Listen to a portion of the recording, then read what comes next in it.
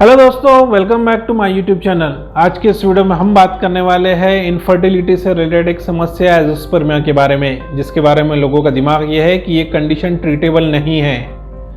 पुरुषों के स्पर्म में स्पर्म का ना पाए जाना को एज़ोस्पर्मिया कहा जाता है और एज़ोस्पर्मिया का सीधा रिलेशन मेल इनफर्टिलिटी से होता है, क्योंकि किसी मेल को किसी फीमेल को कंसीव करवाने के लिए स्पर्म और ओवम का फर्टिलाइजेशन होना बहुत ज़रूरी है। जब कोई मेल इजैकुलेट करता है और उसके सीमन में 0 स्पर्म होते हैं तो उस कंडीशन में वो कपल कंसीव नहीं कर पाते हैं। एज़ोस्पर्मिया के पीछे प्री टेस्टिकुलर, टेस्टिकुलर और पोस्ट टेस्टिकुलर कारण होते हैं, लेकिन अगर आपकी मेडिकल रिपोर्ट्स एज़ोस्पर्मिया आई है तो आपको घबराने की कोई ज़रूरत नहीं है।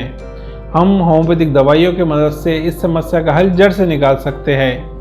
इसीलिए आज के इस वीडियो में हम डिटेल में बात करने वाले हैं कि आखिर एज़ोस्पर्मिया क्या है, ये होने के क्या क्या कारण होते हैं, एज़ोस्पर्मिया कितने टाइप के होते हैं, किन लोगों को और किन वजहों से एज़ोस्पर्मिया हो सकता है, और हम होम्योपैथिक दवाइयों की मदद से इस समस्या का समाधान कैसे निकालते हैं। तो दोस्तों, वीडियो काफ़ी इन्फॉर्मेटिव है, इसे लास्ट तक के ज़रूर देखें। तो चलिए शुरू करते हैं।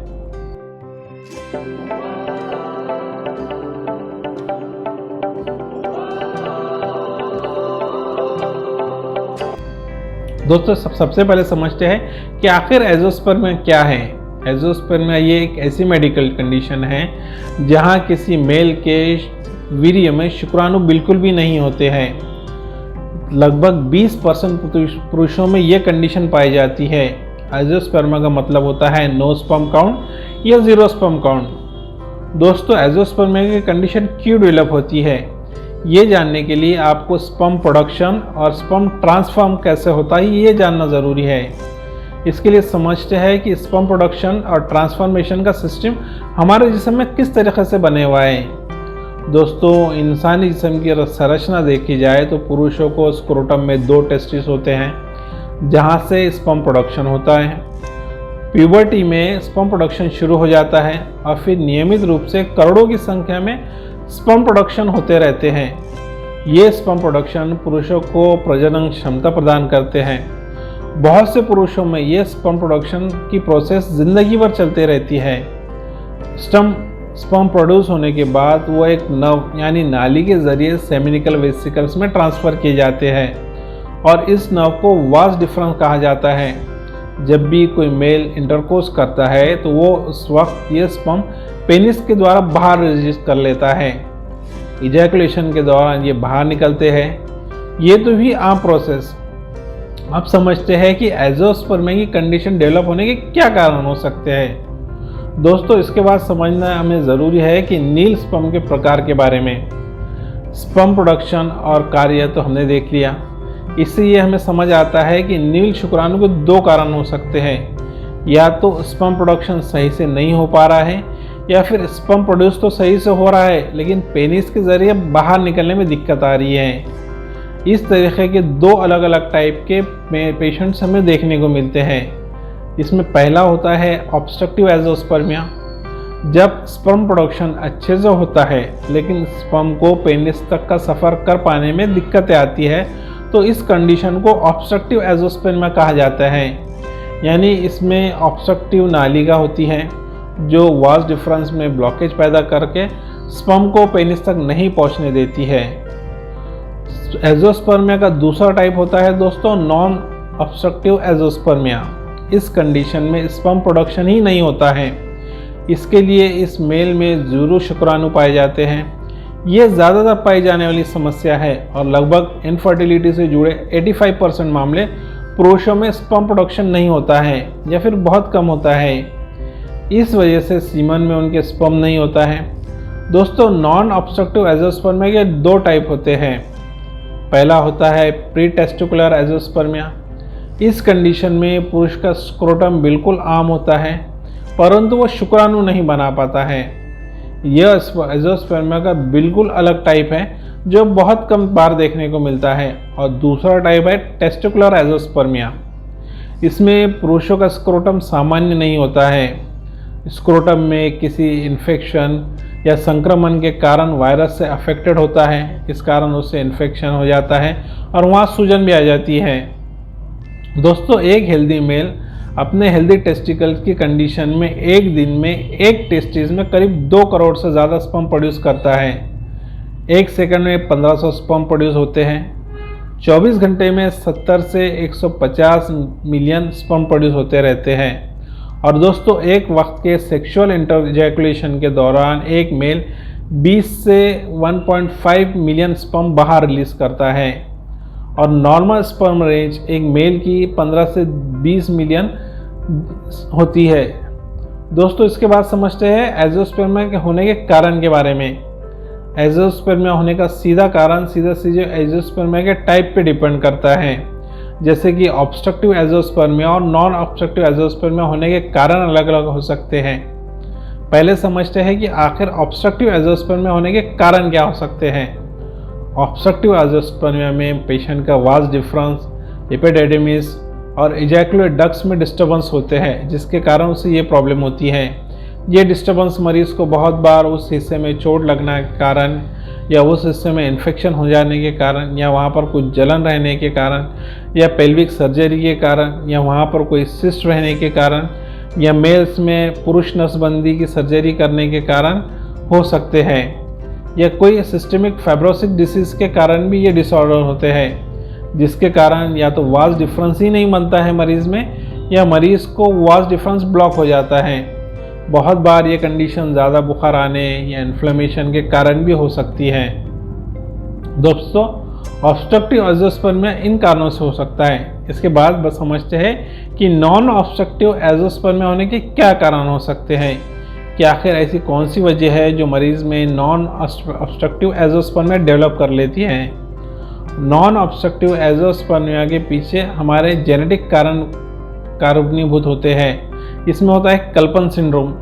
ये एक आनुवंशिक बीमारी है जिसमें एक्स गुणसूत्रों पर आधारित होती है। अगर इसका इलाज ना किया जाए तो पुरुष के इनफर्टिलिटी की समस्या परमानेंट हो जाती है। दूसरा आनुवंशिक कारण होता है क्लाइनफेल्टर सिंड्रोम। ये पुरुष में एक अतिरिक्त एक्स क्रोमोसोम होता है। एक्स और वाई के बजाय उन मेल में क्रोमोसोम XXY बनता है, इससे भी उन्हें इनफर्टिलिटी होती है। तीसरा आनुवंशिक दोष जो मेल में हो सकता है वो है वाई गुणसूत्र विलेपन या डिलीटेशन। अगर मेल में वाई गुणसूत्र नहीं है तो भी उन्हें इनफर्टिलिटी होती है, क्योंकि वाई गुणसूत्र स्पर्म प्रोडक्शन में बहुत इंपॉर्टेंट रोल निभाता है।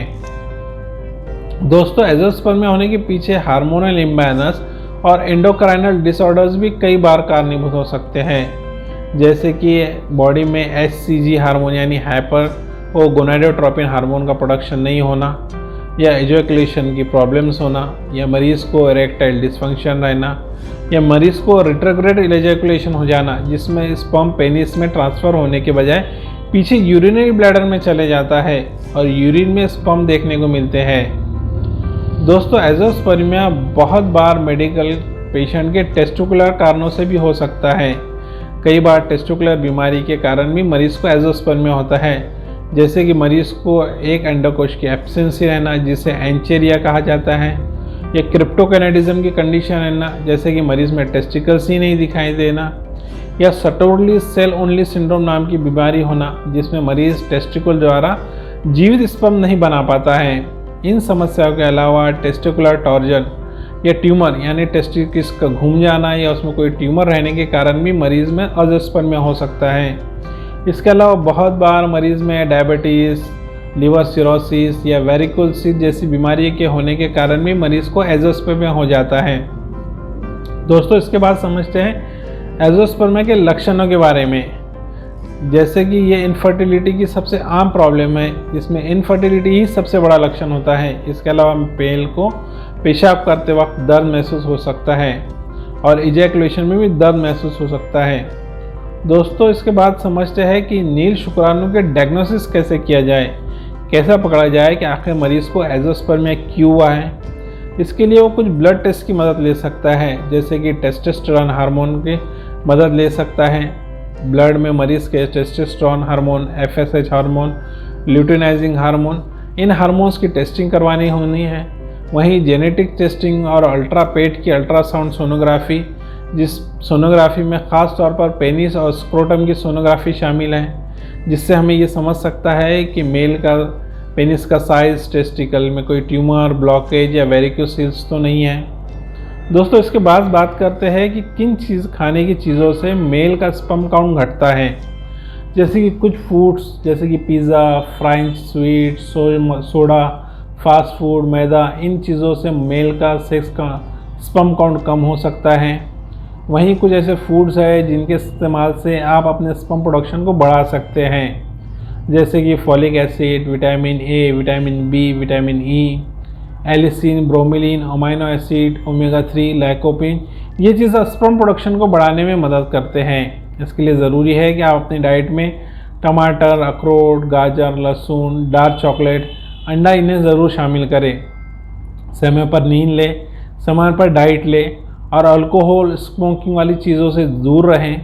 वहीं साथ ही साथ ताज़े फलों का इस्तेमाल करते रहें, जिसमें आप स्पेशली अनार, ब्लूबेरी, स्ट्रॉबेरी, एवोकाडो, कीवी, केले, इन फलों को शामिल कर सकते हैं। दोस्तों सबसे आखिर में बात करते हैं कि हम किस होम्योपैथिक से इन प्रॉब्लम का इलाज कर सकते हैं। दोस्तों होम्योपैथिक दवाइयों की मदद से हम मरीज़ को होने वाली एज़ोस्पर्मिया का इलाज बड़े आराम से कर सकते हैं। अगर मरीज़ को नॉन ऑब्स्ट्रक्टिव एज़ोस्पर्मिया है तो हम इस मरीज़ को 6 महीने के इलाज के दौरान उसके सीमेन में स्पर्म आना शुरू हो जाते हैं। वहीं अगर मरीज़ को कोई ब्लॉकेज वाली प्रॉब्लम है तो उस ब्लॉकेज को, या मरीज़ को वेरिकोसील वाली प्रॉब्लम है, या मरीज़ हार्मोनल इम्बैलेंस के कारण एज़ोस्पर्मिया का मरीज़ बना है, तो उस समस्या का इलाज भी हम कर सकते हैं। अगर आप हमारे द्वारा मारूफ क्लिनिक से इस समस्या का इलाज करवाना चाहते हैं तो नीचे दिए गए व्हाट्सएप नंबर पर अपनी रिपोर्ट्स व्हाट्सएप करें। ध्यान रहे दोस्तों कि सिर्फ व्हाट्सएप करें, कॉल करने का प्रयास बिल्कुल भी ना करें। तो दोस्तों ये थे एज़ोस्पर्मिया के कारण, लक्षण, उसके टाइप और उसके इलाज के बारे में कुछ मालूमात। आपको ये वीडियो कैसा लगा कमेंट करके ज़रूर बताएं। वीडियो पसंद आने पर चैनल को लाइक और वीडियो को सब्सक्राइब करना ना भूलें।